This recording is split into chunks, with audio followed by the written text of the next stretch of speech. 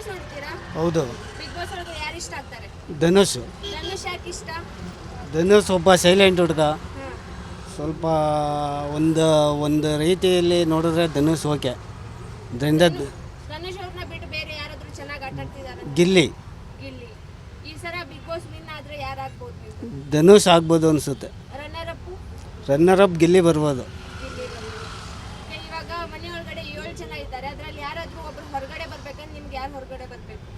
ಅದ್ರಲ್ಲಿ ಬರಬೇಕು ಅಂದರೆ ಇವನು ಅವ್ರ ಧ್ರುವಂತ್. ಧ್ರುವಂತ್ ಹೊರಗಡೆ ಬರಬೇಕು.